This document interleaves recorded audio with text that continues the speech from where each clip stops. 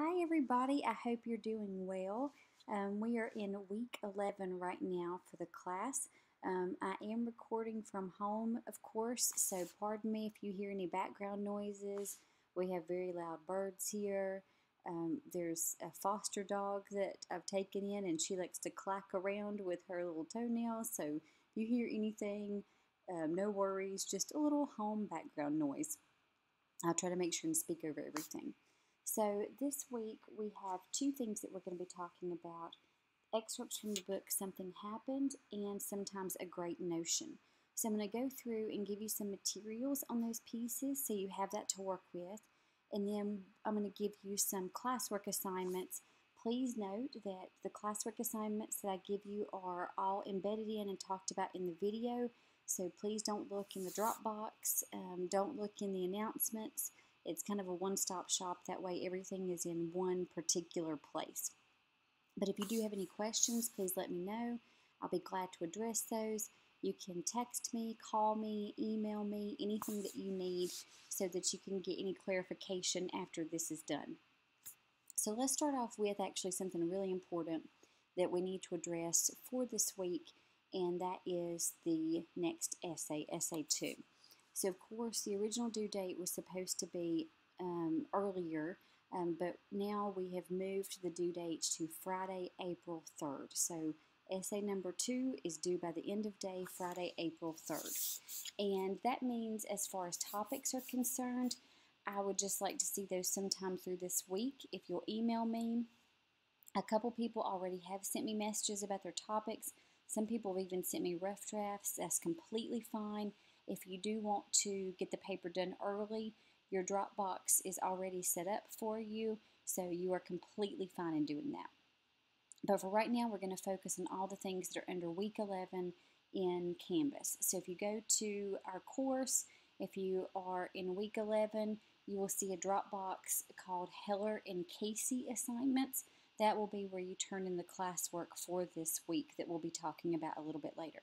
So let's do an overview of what we're going to be discussing. I'm going to first talk to you a little bit more in detail about this paper that's due April 3rd. Then we're going to move into talking about Something Happened. I'm going to answer a couple questions. I'm going to give you a couple questions. And then I'm going to close out with Sometimes a Great Notion. And the same thing. Talk about a couple questions and then give you some questions to answer as well. So everything will be outlined. If you want to, of course, pause the video, if you want to replay it, whatever you would like. This will stay put in YouTube for the duration of the semester, so you can reference it if you need to for notes, for anything that might be helpful to you. So let's go ahead and get started and talk about this paper. So essay number 2, I've got this up on the screen for you. This comes from the last week that we actually had proper class. This comes from week 9. If you go to week 9 and you look for March 13 notes, there's a copy of this, but we also do have the guidelines for Essay 2 if you go under Files in Canvas. So the ways to find out all the things you need to know about the essay, you've got those on hand pretty readily in a couple of places. But this is under week 9 and March 13 notes. So I want to talk a little bit more about this paper. This is due Friday, April 3rd, 11:59 p.m. And the starting point for this paper is to be able to pick 2 works, one from 1900 to 1929, and you've got your list right here, so any one of these 5, and then one from the 1930s. And I'm asking you to do a close reading of those.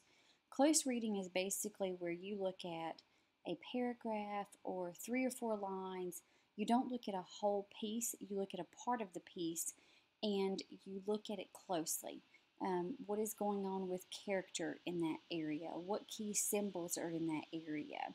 What might be something interesting about tone? What do we understand about setting? So when you closely read something, you take a small section of it and you really dive into what is going on in that section and talk about the significance of the things that you see there.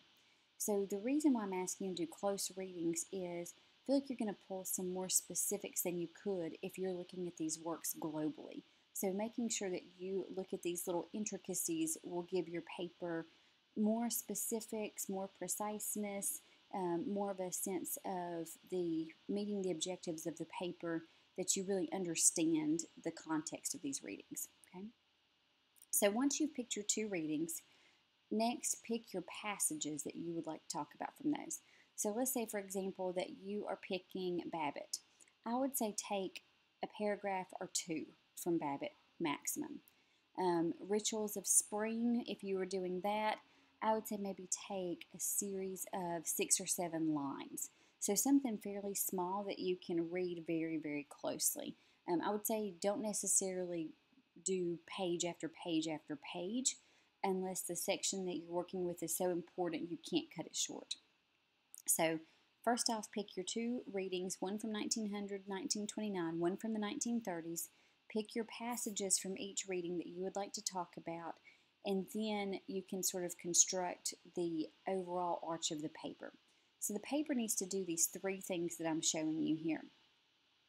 First off, your paper should discuss what each work says about the nature of working life during a particular time period. So through reading the passages closely, let's say you've got, Babbitt from 1900, 1929, and you've got Waiting for Lefty from 1930s. I want your paper ultimately to say, what does working life look like for people if you use these pieces as an example?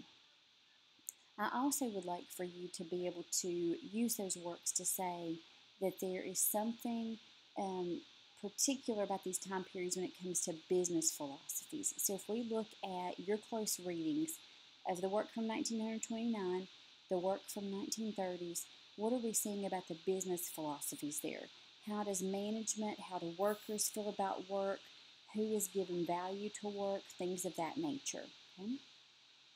Ultimately, I'm hoping to see this 3rd question answered as fully as possible in the paper. How does a close reading of each work show a change or progression in business practices, concerns, and or principles between 1900 and 1940? In effect, I'm wanting you to say, okay, based on what I'm seeing in these philosophies, in these working lives, between these 2 works, here are the changes that have occurred when it comes to work between 1900 and 1940. So you're showing that there is some kind of progression, some kind of change that's occurred. That could be a positive or a negative change, or it could be just completely neutral. It could be, oh, well, we've gone from feeling this way about business to this way about business. And it's not good, bad, or indifferent. It's just a change, okay? So just like your other paper and ultimately what will be your last essay too, this should be 4 pages, MLA format, and make sure that you do have citations in text and in the works cited for the 2 pieces that you're closely reading. And you don't have to have any outside sources beyond that unless you want to cite some lecture notes or biographies of the writers. If you do so, just make sure, of course, you follow citation rules, and let me know if you're having some questions about that. So let's talk about this paper a little bit more. I want to give you an outline using 2 pieces, and again, you can go back to week 9 and March 13 notes and reference this, but I wanted to talk about it while I had this up. So let's start with our introduction. Every introduction, just like in your last paper, needs to give some background on the works that you're talking about. So I'm saying for my sample paper here, I'm going to be talking about the adding machine and Waiting for Lefty. So the adding machine, of course, is my work from 1900, 1929. Waiting for Lefty will cover the 1930s. So in my introduction, I need to note who wrote these pieces and give some background information. Maybe with the adding machine, I could give a brief plot summary and then talk a little bit about the Roaring Twenties. Same thing for Waiting for Lefty. Give a little bit of a summary of what the work is about and then give some information on the 1930s in America. Just enough to contextualize, pretend like the reader has never read either of these pieces and needs to know kind of the Cliff's Notes for everything. Let's talk about the thesis now. So with the thesis for this, it needs to definitely give a sense of what exactly you're going to say has changed over time. So your thesis needs to address the fact that these two works represent some kind of shift in the way that Americans thought about business. So my thesis, for example, here is examining these two works' perspective on working life and business philosophies shows that power has become more faceless, and even skilled workers' jobs aren't safe between the 20s and 30s. So I would assume, based on this thesis, that first off, I'm going to be looking very closely at these two works' feelings about working life and business philosophies, but I'm going to show that maybe in the adding machine, power is more personal. Power is concentrated with a person who has a face, who is talking to you. But then I figure as I move to waiting for lefty, power is going to feel a little bit more depersonalized. Basically, you don't know your bosses. You don't know who's the one who's firing you. It seems like you're sort of floating around by yourself without someone there to kind of help you. And then I also would assume that this paper would show how increasingly more and more that having a skilled job is not enough to be able to stay employed forever. And what I might do then is, of course, in the adding machine, we do have Zero being replaced by this adding machine, and his work has become sort of outdated. A machine can do it. And we even get, though, once we get to waiting for lefty, even a good doctor's job is not safe. So looking at this thesis and breaking it down, I can almost predict how this paper is going to look. But the main thing with this thesis statement for your paper is that it definitely needs to show the change that you're saying exists between 1900 and 1940 if we look at these works. That's the main thing. Indicate to the reader what the change is that you'll focus on. Okay? So next in the paper, just for clarity's sake, you will need to note what passages are being focused on. So I picked in the adding machine that courtroom speech that Zero has in scene 4. So this is a bit of a longer passage. I could probably trim that down a little bit and be just fine, but everything is so packed together there, I just wanted to keep it as it was. For waiting for lefty, I'm staying with that intern episode with the two doctors, Benjamin and Barnes, where we do have the doctor let go and being replaced by this person who has a family connection to the hospital. And it's this idea from this piece that that doctors being really good at their job is not necessarily enough. Okay, so in my introduction, I've given background on the works, I've given background on the history, and then I have presented my thesis about what the changes I'm talking about. Okay, next, in the next couple or next paragraph after the intro, I need to address which passages are going to be focused on and kind of summarize those. Again, pretending that the reader has not read these pieces, doesn't have the context, and needs a little bit more material. Okay. Let's talk about breaking down these main points. So after my intro, after my summary, I need to be able to address those first two questions in our objectives. So what does each work say about the nature of working life during a particular time period? And what does each work say about the business philosophies common during a particular time period? And I figured just for logic's sake, I would treat those works separately because otherwise I'm bouncing back and forth and that might be a little confusing. So my first set of points will talk about the adding machine. I've got this as main point 3, but do note that this could be 3, 4, 5 paragraphs of material. It just depends on how much you have to say. So if I'm talking about the adding machine first, I need to look at that specific scene that I'm focusing on. So I'm looking at scene 4 only. I can't talk about 1, 2, or 3, only at scene 4. And I'm going to be looking at specific quotations and ideas to talk about what he is implying about working life during the 1920s. What kind of day-to-day things would workers expect? What kind of relationship do they have with their boss? Things of that nature. Okay. Next, I would definitely want to be talking about those business philosophies. That's the second question your paper needs to answer. So I would then move into what are the business philosophies that impacted Zero at his workplace?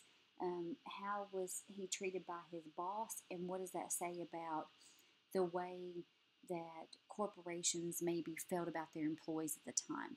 So first thing, talk about working life. What does his speech tell us about working life during the 1920s? And then next, what does his speech tell us about business philosophies? Okay.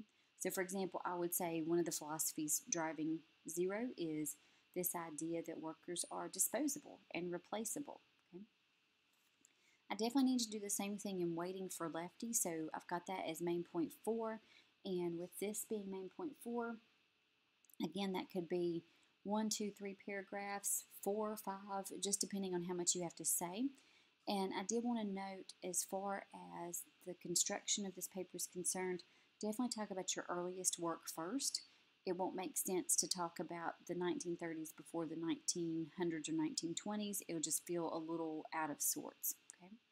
So first start talking about the adding machine, and next to talk about Waiting for Lefty.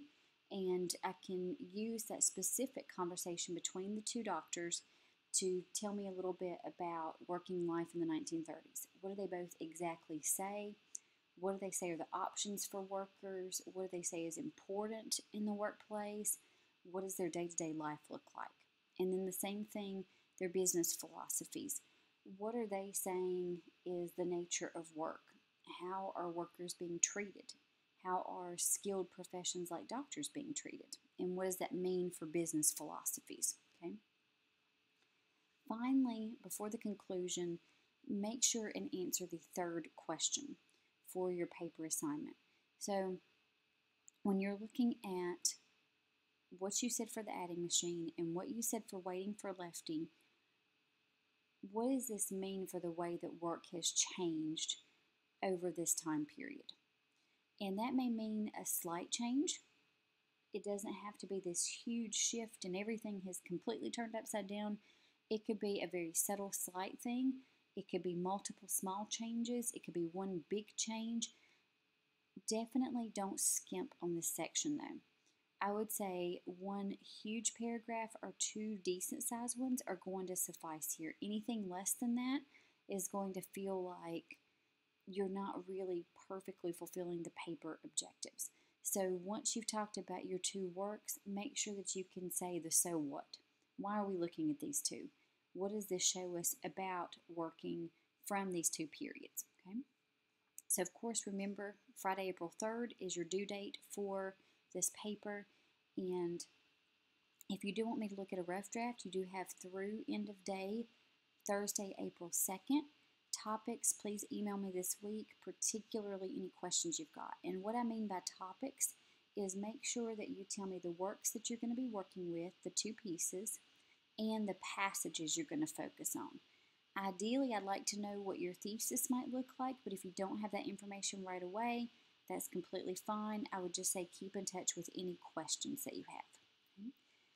So we've talked about the paper. Next, we're going to be moving to the work Something Happened. Okay, so let's go to Something Happened. I am navigating around with all of my files, so pardon me if anything looks a little funky. So if you have any issues seeing anything, hopefully that's not the case. Let me know, but I'm just making sure everything is reflected on the screen as it should be. So Something Happened is by Joseph Heller, and Heller was most famous for writing Catch-22, which is a book about World War II fighters, and the people in the book are very conflicted.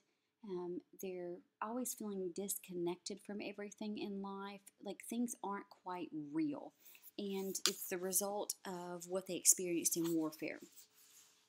You'll actually see something pretty similar going on with our main character in Something Happened. So this was published, as noted here on this handout, in 1966, and our narrator is Bob Slocum. You'll notice just from that little bit of an excerpt I had you read, so if you look under week 11 readings, there's a link to Google Books, and I'm asking you to read a selection of pages from the chapter titled The Office in Which I Work and skipping over the Jane section. I don't think it adds a whole lot to what we're talking about, and it doesn't really do much to talk about sort of our workplace philosophy, so I skipped that. So we do have our narrator here, Bob Slocum. He's never named in this section, but I wanted to give at least some kind of context here. And if you notice, I would think, hopefully, because it's pretty heavyweight here, Bob is afraid of everything. Bob is worried about everything. Bob is negative about everything. And it almost just bleeds into every little bit of these pages. This is not a person I think that you would want to spend a lot of time with, because he always seems to be waiting for the worst to happen. So to give you a little bit of a context for this work, the book talks about, before this chapter that I've given you, his childhood and how he already starts off in this state of worry and always negative about things. And he goes through the rest of the book feeling always like something bad is about to happen. Something bad's about to happen. And ultimately something does. Something tragic happens to his son, and it's almost like he's been waiting for something like this. But he handles it so badly. He handles the situation so badly, he makes something tragic much, much, much worse. Okay? So we've got this character who's just nervous, worried, negative, and if you looked at the notes, 1940s to 1970s, I posted on March 9th, so that will be under week 9 as well, if you want to go back to that, or it should be under files, also in Canvas. It talks about how the 60s are this very tumultuous time.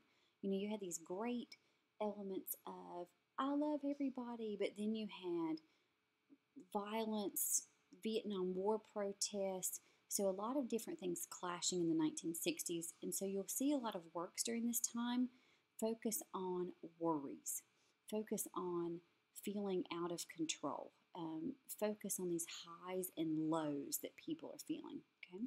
So let's talk a little bit about what's going on when something happened. I do want to note that I will have these notes posted for you in week 11 later on. I just wanted to go through and talk about some things, but again, if you want the instructions for the classwork, just make sure and go to this video, and anything that you need as far as like documentation, like these elements here that I'm giving you, those will be posted up in week 11 a little later on. So I've given you an excerpt from the chapter, The Office in Which I Work. And so this profiles, of course, Bob Slocum's workplace, and I've given you a summary. I'll be posting this, so I'm not going to go heavy in depth with this, but I think it's just good to get your bearings, okay? So we do have all of these discussions on who is afraid of whom at this company. These people are afraid of these people. Bob is afraid of these people. And it almost comes across as ridiculous, but you can tell he takes it very seriously, that he truly is afraid of certain people. He's aware of how afraid certain people are of him. And he talks a lot about the corporate structure based on that. So that's going to be the basis for one of your questions we'll talk about later. Just make sure you are thinking about all of these things he discusses when it comes to, I'm afraid of this person. These people are afraid of me. These people are afraid of each other. It tells you something very particular about corporate structure and who has power and lots of different things about how a company may work. He does have this flashback component in the chapter where he talks about this first job sorting reports, which I'm going to talk about a little bit with this one of these study questions. And this is a job that sets a pattern for the rest of his life. He says mainly that with this job, he starts to realize that life is full of uncertainty in the workplace. There's always these meetings going on behind closed doors, and typical people are not part of those. So you never know, are your bosses talking badly about you? Are they talking well about you? Are you about to get fired? So the workplace for him is always feeling like this tightrope. He never knows where he stands because of all these closed door meetings. One thing that I'm going to be addressing in detail is this these profiles that he has of these two workers. He takes time to focus on Jack Green and Martha. So Jack Green is a boss that there's a mutual fear between him and Bob Slocum. And then Martha, this administrative person at the workplace, and everyone feels like any moment she's going to snap. And we'll talk a little bit more about Martha. So we have him discuss all this fear. We have him talk about his past office job or his first office job. Then he's profiling these people he works with. And then we finally get into all this huge discussion about kind of these ups and downs in the workplace.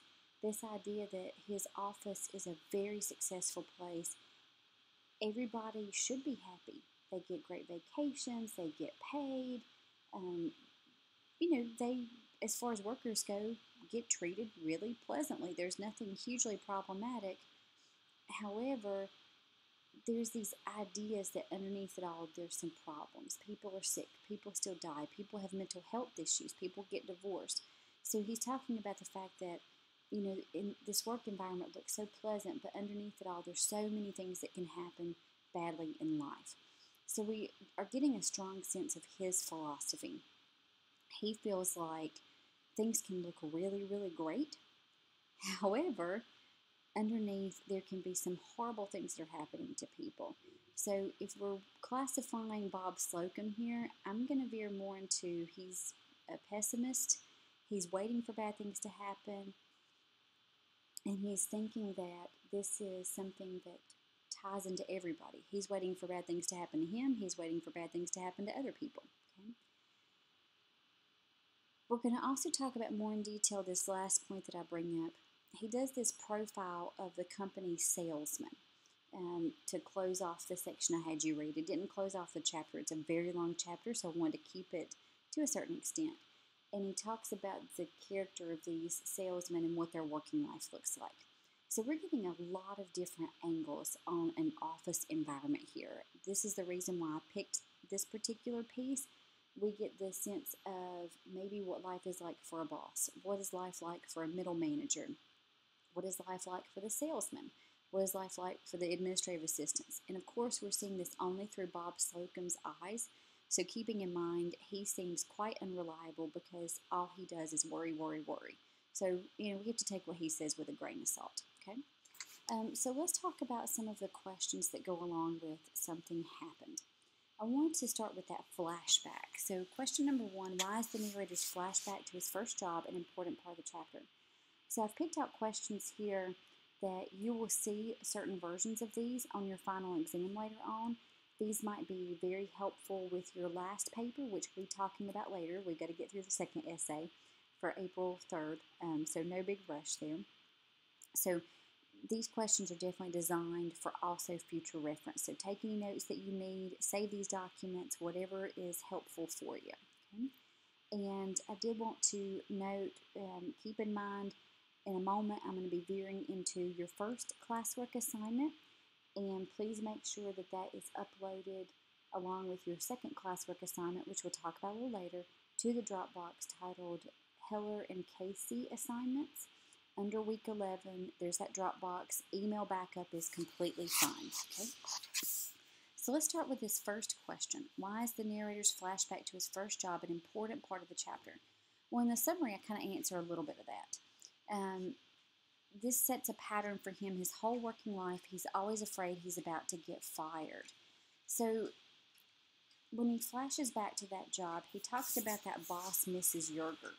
And he discusses the fact that she's always fussing at them and nothing he does is right.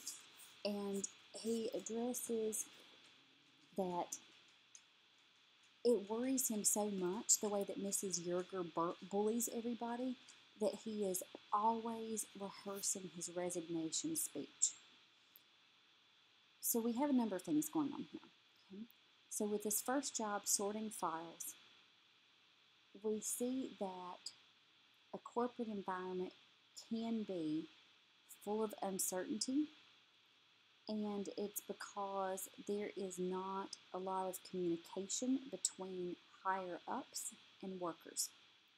So you have this environment that fosters fear because a lot of things are happening behind closed doors. Okay? So if we look at these flashbacks or this flashback as important, it shows us that the corporate environment can have a lot of limited communication, which fosters fear. And it also shows us that a certain kind of boss can shape the way people feel about work for the rest of their lives. Mrs. Yerger is a bully. Mrs. Yerger is not facilitating the growth of her employees. She's not hands-off. She is just quite unpleasant and makes them feel insecure. And so, of course, this is what goes through the rest of the narrator's life. Okay? So if we think about this flashback being an important thing, it sets the tone not only for Bob Slocum for the rest of his working life, but it tells us a lot about the downsides of a corporate environment, and it tells us about how one's first job can really set the tone for the rest of that person's working life. Okay? Question number 3, I'm going to talk about the sections on Jack Green and Martha. So a few pages into this chapter, the narrator, Bob Slocum, talks about Jack Green and says that Jack Green is his boss, my department is part of his department, and he's afraid of me because most of the work I do is for the sales department, which is more important than his department. So we have this like weird intricacy thing going on, okay? So Jack Green is Bob Slocum's boss. However, Bob Slocum's department does more work for the sales department. The sales department is more powerful than Jack Green's department. So he fears Bob Slocum because Bob Slocum's work may be considered more valuable than his to the company. However, Bob Slocum fears Jack Green because Jack Green would presumably have the power to fire him. Jack Green overall is this fearful person who worries that the people who work under him will ultimately get absorbed by sales, so he'll lose some of his workers, which would make him more powerless and could potentially lead to his job maybe being obsolete, so maybe he could be fired. But the narrator points out that Jack Green has been worried about losing his workers to the sales department for 18 years. So talking about Jack Green tells us a few things. Sorry, I've got a little pop-up here. This is the perils of working on a laptop. So our section about Jack Green tells us a couple of things. First, it tells us that no matter how much of a high level of power or longevity in a company someone has, there's always the underlying worry that something could go wrong, that your job is not 100% safe. So even for 18 years, he's been worried about this. It also shows that people may, out of fear, micromanage, because that is the nature of Jack Green. He's always over people's shoulders. He's always watching what they do, and it seems like it's this means of keeping power so that he always feels in control. Now let's talk about Martha. Poor Martha. So when the narrator is addressing Martha, talking about, and this is just about a page after Jack Green, Martha is a typist in the department, and people say she's going crazy slowly, and they're all afraid of her. There is no indication that Martha has any kind of mental health issues. Basically, Bob Slocum is speaking for the department and saying, we just feel like she is about to snap. One of these days, that's it. She's just going to lose it all and be done. He mentions later on that Martha is a very weirdly happy person, okay? And this is important. This may tie into why they think that Martha is going to crack. They say that she sits there very pleasantly, very cheerfully, and she even kind of chats to herself. And that is not necessarily the mark of a person who has mental instability. You could just be enjoying your job and sort of engaged and passionate in what you're doing. So they're seeing Bob and his coworkers, or Bob and his employees are seeing Martha. They're smiling, chatting to herself, and they think, okay, that's it. She's about to snap. That's important because it tells us that happiness reads as a mental health issue in this workplace. So maybe the anticipation is that you shouldn't be happy as a typist, or you shouldn't be happy in a corporate environment. Like, for the people observing Martha, there has to be something wrong with you if you like your job that much. And that may say a lot about how people feel like others should think about their jobs during this time period. Finally, I want to talk about this. Why does the narrator spend an extended time talking about salesmen? That closes our section. I want to address that because I think he's trying to, through talking about salesmen, discuss how with great success also comes great risk. We get this great discussion about the salesmen, how they are always doing well. They've got these major bonuses. They have more money than they know what to do with. They're spending like crazy. When they do well, the company does well. The company's always praising them. However, it is really easy for the salesman to fall short of their goals because that's the nature of sales. That's the nature of business. It's risky. And so if they do fall short, it all comes crashing down. So the salesman can be very, very up and happy and successful and rich, or they can be completely plummeting down. And even when things are good, Bob Slocum notes that the salesmen have these underlying health issues that point to some ongoing stress. They're always feeling like perhaps I am just a moment away from some kind of failure. Okay? So why this discussion is important? What do we learn from this? We learn that if you are in this office environment and you're doing really, really well, that still doesn't keep you from feeling like it can all come crashing down. And it also shows that stress in a worker can be manifest in very particular ways, usually in health issues. Okay? So to close out with this, I do want to note that your classwork assignment number 1 is question 2 and question 5 on this sheet. Again, I'll put up a copy of this for you so you have it on hand. So question number 2, through the chapter, what insight does the narrator give us into the structure of a corporation and the corporate politics that accompany that structure? So with this question, I'm wanting you to tell me, what does this hierarchy look like? Who's at the top, who's at the middle, as best you can determine, and what are the corporate politics? What are these relationships? What keeps this structure in place? Okay, so in effect, what does a corporation look like through the eyes of the narrator? For that one, I would say 4 to 5 sentences will suffice. Actually, that's going to be standard for your questions, so just assume 4 to 5 sentences to answer each one. So question number 2, answer in 4 to 5 sentences. Also, question number 5, please answer in 4 to 5 sentences. So Something Happened was published in 1966, which is a turbulent time. I just talked about that. The late 1960s was also a time of contrast where both free love and violent upheaval occurred. How do we see this era's contrast and turbulence represented in Something Happened?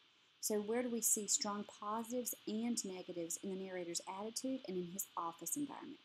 So if you will then, for classwork assignment number 1, answer question 2, answer question 5, for a total of 8 to 10 sentences between the 2 answers. Okay? So that gets us through Something Happened. Now let's finish out with Sometimes a Great Notion. So Sometimes a Great Notion, I gave you a very brief snippet of that. I felt like it was enough to work with, so you got the sense of what this piece was all about. So Sometimes a Great Notion is by Ken Kesey, published 2 years prior to Something Happened, and this book profiles a prominent logging family in the West Coast town called Wakanda, and I'm going to give you a little bit of the overview and so forth. The excerpt I gave you is really small because you get a really strong sense of what the town is like, what the people in the town are feeling like, where they feel like their economic issues are happening, things of that nature. So it gives you a good sense of what's going on in this book without having to read, say, 50 pages. So a very short section there. So Sometimes a Great Notion.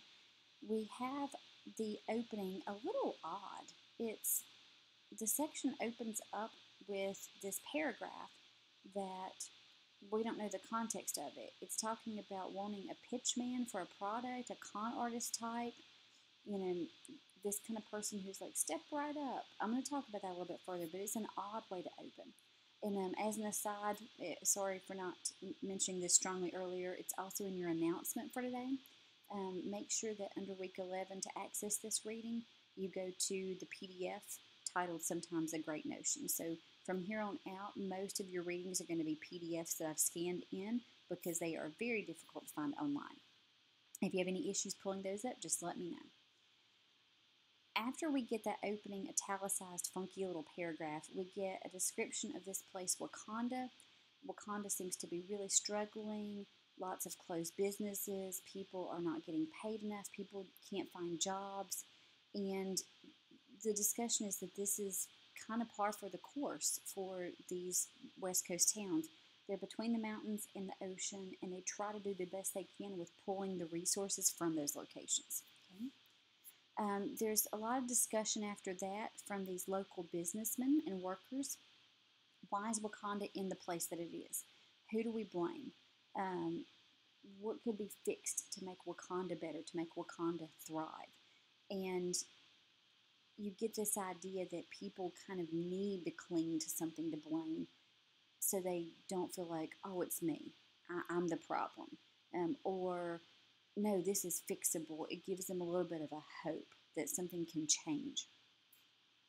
I did want to note also, even though he's not talked about heavily here, Hank Stamper is talked about from the workers as the cause of their problems.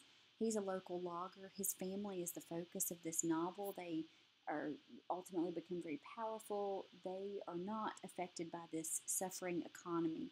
And over time, this is going to make them targeted by the people in the town because everybody else seems to be struggling to make money, to make ends meet, and the Stamper family seems to be doing just fine. Okay?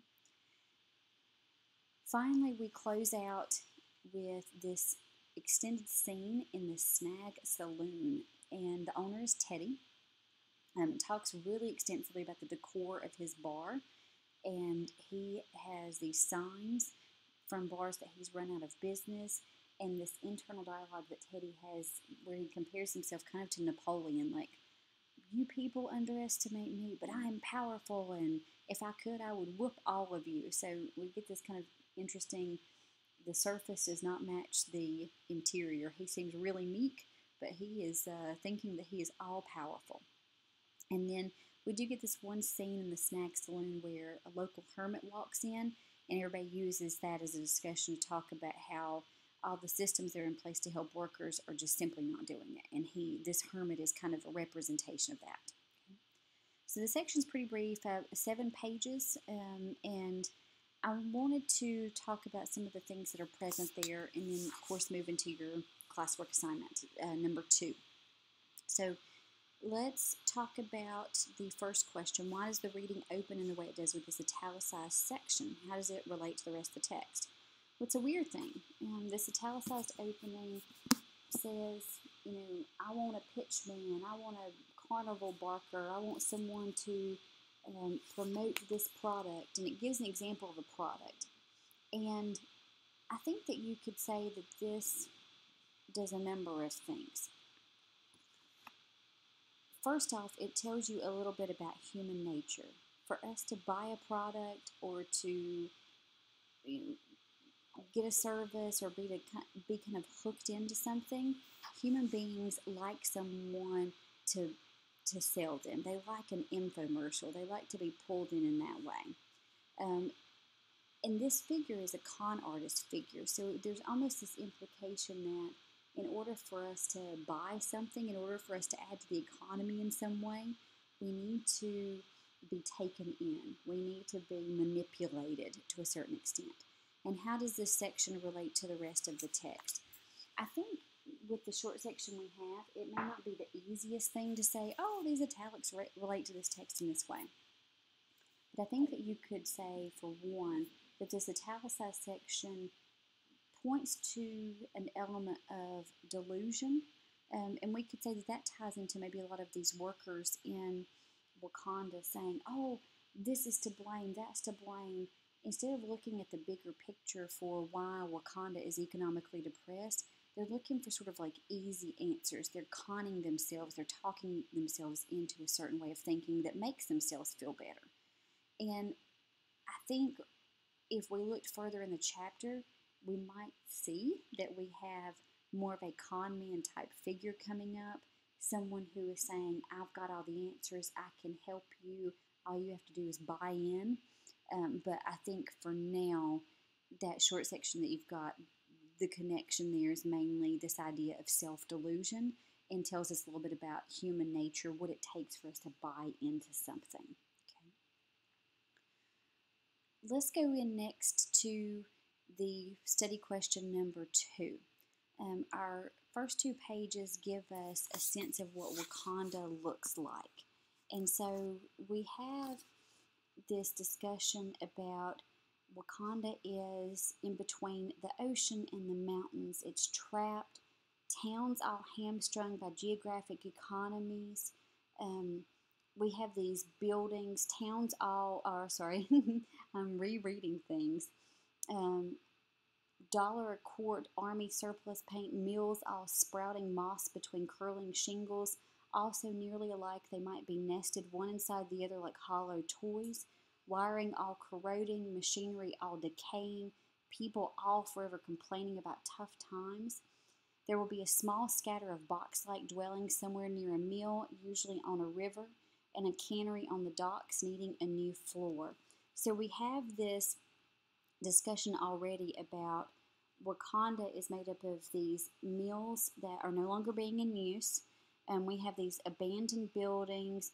We have buildings that need some help, like a cannery, which is, of course, where you would can goods, like corn and tomatoes and things like that.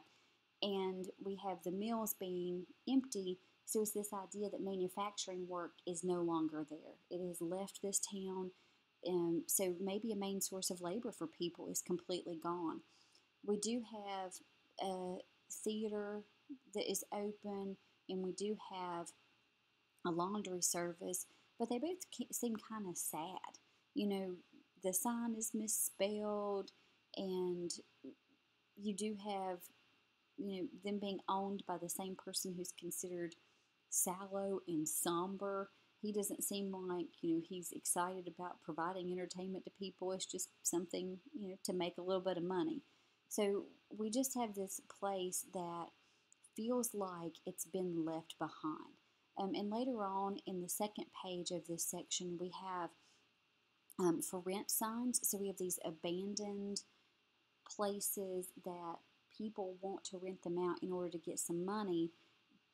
But if there's all of these empty buildings that say for rent, for sale, for lease, it shows that people aren't renting, they aren't selling, they aren't leasing, they aren't buying. We have a lot of empty real estate showing that this place is in a serious economic depression. So we're set up to see that later on the complaints that people have are rooted in true fears of what exactly is going on here. If the situation in Wakanda gets worse, people might have to move. People might have to take on jobs that they, can't afford to feed their families with. But right now, you can see where people might feel a little lost, a little desperate, seeking someone or something to blame. So that brings me to our last 2 questions. We've got question number 3, question number 4. That's going to be your classwork assignment number 2 for this week. So 4 to 5 sentences each. In the first 3 pages of the reading, the narrator discusses different opinions on the trouble in Wakanda. What do these statements about who is to blame for the trouble say about the people who hold these opinions? What do they say about the situation in Wakanda?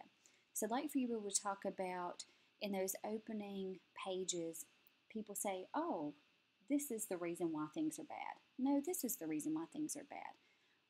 What is important about that? Why are these people looking for someone to blame? What does that tell us about what's going on in Wakanda? Then with question number 4, what is the symbolic significance of the way Teddy has decorated the Snag Saloon? In particular, he's got a lot of signs up that are the businesses he's run out of business.